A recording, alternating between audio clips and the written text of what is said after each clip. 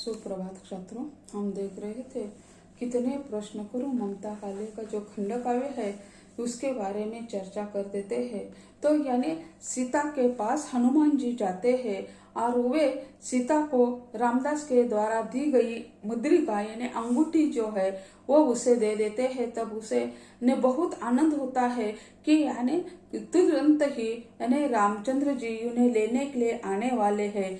तो उसी समय पवन सूत उसे कहते हैं कि यानी उसे अपनी सीता माता कहते हैं और कहते हैं कि चलो माता मेरे पीठ पर बैठ चलो, लेकिन वह चलने के लिए तैयार नहीं है। वो कहती है कि यानी पर पुरुष कहती नहीं, मन ही मन सोचती है कि पर पुरुष के साथ मैं कैसे चली जाऊं, इसी कारण मैं तो तुम्हारे साथ नहीं आई, उन्हें हनुमान जी के नहीं साथ आ सकती हूँ। और मैंने तो तुम्हें यानी एक याद के रूप में यानी शादी के पहले दिन आपने जो चूड़ामणि दिया था वह मैंने हनुमंत जी के साथ भेज दी थी। लंका जब देखी जलती मम आस किरण कुछ चमकी, मेरे उजड़े उपवन में नव कलिकाए तो चटकी। यानी हनुमान जी जाते समय जो है तो यानी लंका को जलाकर निकल जाते हैं। तो यानी उसी समय मेरे आस में यानी क्या हो गया कि एक आशा की किरण लग गई। तो ऐसा कहा जाता है कि यानी हनुमान जी की पूंछ जो है उसको भगवान यानी रावण ने आग लगाई और रावण के यानी यह आग जो है वो सारी लंका में लग जाती है। तो सीता को लगता है रे हनुमान जी की पूंछ जो है वह जल रही है तो उसे शांति देनी चाहिए। और फिर उसी समय वह अग्नि देवता को कहती है कि यानी ऐसा मत कर दीजिए, उसे शीतलता प्रदान कर दिए।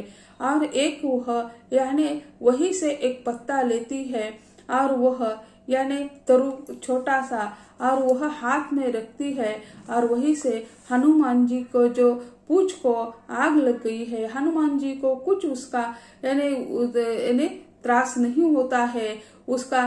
और फिर वह क्या कर देते हैं, समुन्द्र में जाकर वह अपनी जो पूंछ है डुबा लेते हैं और वहीं से निकल जाते हैं।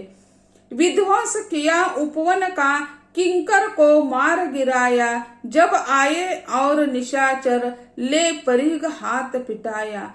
सारे जो उपवन था उसका उन्होंने विध्वंस कर दिया।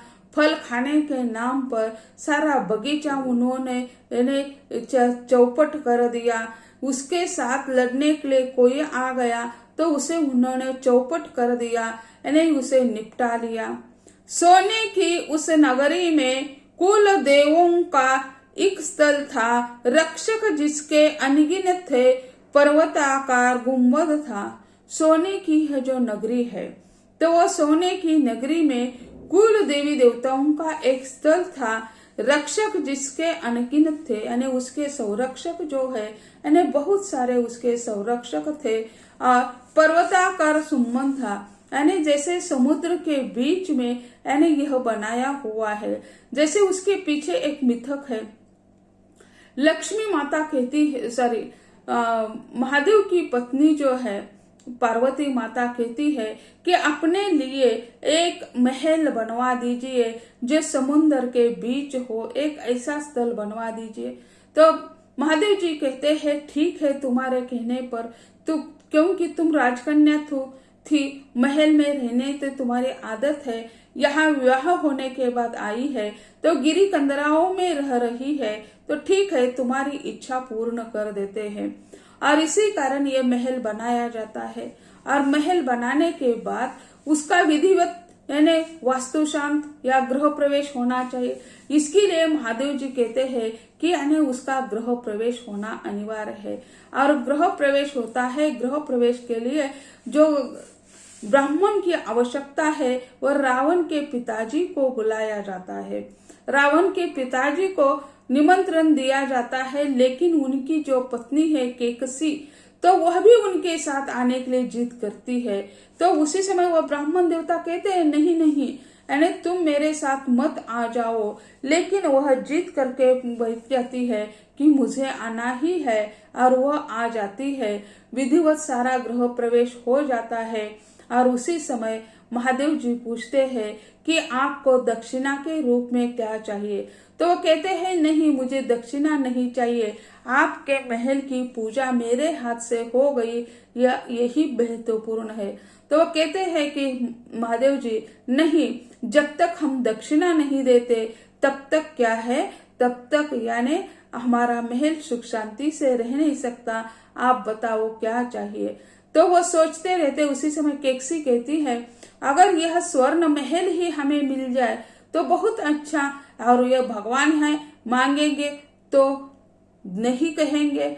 तो उन्हें इतना विश्वास है, इसी कारण केकसी कहती है कि नहीं, हमें यानी यह महल ही होना चाहिए, आप मांगो, भगवान नहीं कहेंगे। तो फिर वह बेबस होकर उन्हें उससे यह स्वर्ण महल मांग लेता है। तो उसी समय यानी पार्वती देवी क्रोधित हो जाती है। उन्हें लगता है कि हमारे लिए यह बनाया था, हमने अपने पति से इच्छा व्यक्त की थी और उन्होंने हमारी इच्छा के खातिर यह बना दिया है।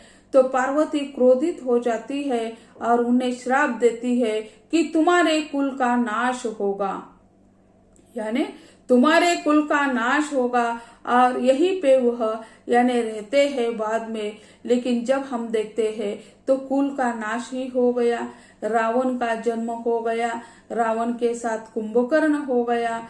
ये तीनों पुत्र अलग अलग प्रकार के हैं। तो ऐसे जो है, तो ये सोने की लंका जो है उसकी रक्षा करने के लिए अनगिनत लोग थे, ऐसे कहते हैं। उसको भी अपने बल से भस्मावशेष कर डाला, वत जम्बू बलि का करके सुलगा दी पूर में ज्वाला। यानी जम्बू माली जो है, तो वहां भी उन्होंने क्या कर दिया, अपने बल से सब कुछ उन्होंने बर्बाद कर दिया है और सबको यानी आग में जला दिया है। तो यह ऐसे काम करने वाले हनुमान जी जो है वो वायु पुत्र है। तो वायु की रफ्तार से चले जाते हैं।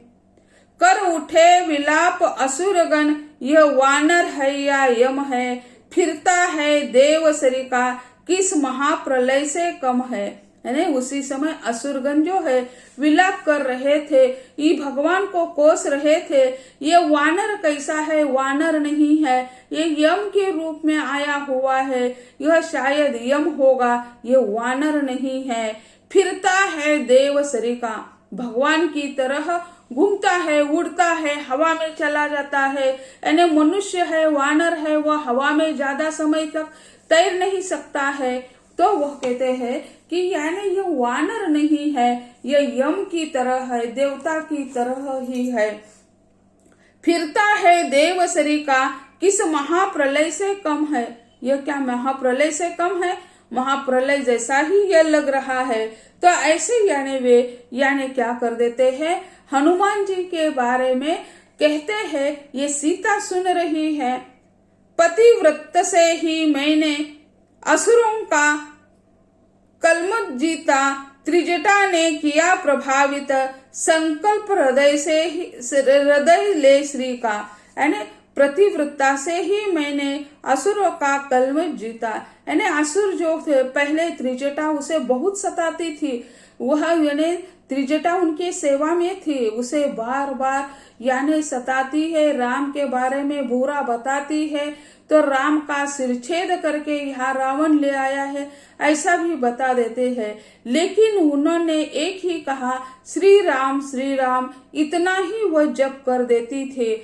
जब वो श्री राम जी यानी जीवित है, सीता को फिर बाद में उसमें भी परिवर्तन हो जाता है कि रावण की एक भी नहीं चलती है, वह अलग राम के सिर की तरह दूसरा सिर बनाकर वह थाली में लेकर सीता के पास चली जाती है। तो सीता कहती है मेरे श्री राम ऐसे पराजित होने वाले नहीं है, तुम्हारा यह नाटक बंद कर दो। और उसी समय रावण भी कहता है कि तुम सच्ची पतिव्रता हो। इस तरह एक बार वह राम का वेश धारण करके उनके पास मिलने के लिए जाता है। तो सीता कहती है अच्छा है, आखिर तुम राम बन गए, यानी तुम्हारे मन में जो असुर के गुण हैं वह समाप्त हो गए। अच्छा है, तो राम जैसे बनने की कोशिश करो, लेकिन राम कदापि नहीं बन सकते हैं। यानी मुझे आनंद है कि आपके अंदर होने वाली जो बुरी प्रवृत्तियां है राम का रूप धारण करने के बाद समाप्त हो गए, तो अच्छा ही है। तो त्रिजटा को किया प्रभावित संकल्प हृदय ले श्री का, यानी त्रिजटा जो है बाद में क्या हो जाती है, सीता से मिल जाती है, सीता से प्रभावित हो जाती है। और जब राम और रावण का युद्ध हो रहा था, उसी समय यानी लक्ष्मण जो घायल बन चुके थे, यह बात यानी त्रिजटा ही यानी सीता को बताती है कि लक्ष्मण जो है वो बहुत घायल बन गए हैं। तो ऐसे वो दूर जाकर देखती है युद्ध संग्राम और उसे सीता को बता देती है, तो सीता आश्वस्त हो जाती है। वो कहती है कि यानी तुम माँ के समान हो, मैं तो विवाह करके यानी माँ को यानी मिथिला में छोड़कर आ चुकी हूँ, उसके बाद माँ से मिलना बहुत दुख दूबर हो चुका है। विवाह के बाद ही तुरंत हमें यह यानी वनवास मिल गया और वहीं से हम आ गए, माँ से मिल नहीं गए। लेकिन यहाँ मेरे पास एक माँ है, तो इसका त्रिजटा का भी हृदय परिवर्तित हो जाता है और वह उसको गले लगाती है। बेटी कहती है, सीता जब खाना नहीं खाती तब वो कहती है कि तुमने मुझे माँ पुकारा है ना, तो माँ जो बताती है वो कर लो, खाना खा लो। तो उसी समय सीता की आंखें भर आंची आ जाती है, माँ के रूप में उसे वो गले लगाती है और खाना खा लेती है। तो ऐसे त्रिजटा जो है एक दानव ने राक्षस होकर भी वो मानव में परिवर्तित हो जाती है। प्रेम जो ऐसा है ने कितने भी कठोर हृदय वाला व्यक्ति क्यों न हो, वह आखिर पिघल ही जाता है। यह त्रिजटा के रूप में हमें दिखाई देता है। बलशाली सेना संग ले किष्किंधापति कर आगे, रावण से लोहा लेने तुम यह शत्रु भूमि तक भागे। तो वह कहती है कि यानी बलशाली सेना का संग लेकर तुम किष्किंधापति कर आगे। किष्किंधा कांड यानी किष्किंधा में सुग्रीव बाली यह जो है उनको आपने साथ ले लिया। सुग्रीव है और बाली है, बाली की हत्या हो चुकी है, सुग्रीव उनके साथ है। बाली ने कुकर्म कर दिया और इसी कारण क्या हो गया है कि उसको अन्य यानी पर स्त्री क्या होती है, माता के समान होती है, बहन के समान होती है। तो बाली ने सुग्रीव के पत्नी को अपनी दूसरी पत्नी बना दिया। उनके न होते हुए उन्होंने बाहर निकाल दिया सुग्रीव को और वह सत्ताधीश बन गया और उन्होंने उसको यानी क्या कर दिया कि निष्कासित कर दिया और बाली शासन करने लगा। और जंगल में ये सुग्रीव रहता है, उससे पहले राम की मैत्री हो गई। वहां हनुमान जी थे। हनुमान जी एक ब्राह्मण का रूप लेकर उनकी परीक्षा लेते हैं।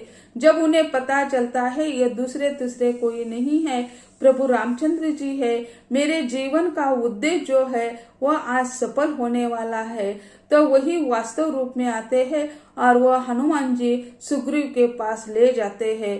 तो वह कहती है कि किष्किंधा की सेना लेकर तुम रावण से लोहा लेने तुम शत्रु भूमि तक आगे यानी भागे। शत्रु भूमि तक यानी यह शत्रु की भूमि है, रावण की लंका यह शत्रु की भूमि है, यहाँ तक तुम आ चुके हैं। तो वह उनका गीत गौरव कर देती है कि यानी अपना दुख जो है वो सच है, लेकिन उसमें भी जीने की कला वह जीती रही है। बहु तेरी की तैयारी उसने बहु जाल बिछाए, क्या आते काम समर में थे सब दुर्नीति छिपाए। यानी बहु तेरी की तैयारी उसने बहु जाल बिछाए। राम ने जो है बहुत जाल बिछा दिए हैं, क्या आते काम समर में थे सब दुर्नीति छुपाए। यानी उन्होंने तो सीता के साथ बहुत दुर्व्यवहार कर दिया है, लेकिन उनकी पत्नी जो है रावण की वह बहुत ही सत्वशील नारी है। वो उसे बार बार समझाती है कि यानी उनकी पत्नी हो, उनकी बहू हो, सुलोचना हो, मंदोदरी है, वो समझाती है। सुलोचना यानी पुत्र वधू है उनकी, तो वो उसे एक बार भगाने की कोशिश भी कर देती है, सीता को वहां से भगाने की कोशिश कर देती है। मेघनाथ की पत्नी है, वो उसे भगा लेती है सुलोचना। मेघनाथ भी उसे का साथ देता है। वह यानी सुलोचना जानती है कि यहाँ बुरा घटित होने वाला है, सीता को वहां से भगा देना चाहिए, लेकिन आखिर यानी सुलोचना पकड़ी जाती है और सीता को फिर वापस लाया जाता है। तो ऐसे यानी सीता का हित जपने वाले या हित की रक्षा करने वाले वहां भी बहुत सारे थे। यानी मंदोदरी जो है वह सत्वशील नारी है, वह अपने पति को उससे लोहा लेने से बार बार समझाते हैं और वह आश्वस्त कर देती सीता को, मैं जब तक हूँ तब तक तेरा बाल बाका होने वाला नहीं है। और रावण को भी श्राप था कि किसी पर स्त्री को वह उसके बिना इच्छा से, सहमति से वह स्पर्श नहीं कर सकता। अगर स्पर्श कर जाता है तो वही जलकर वह राख हो जाती है। इसी कारण वह मजबूर है।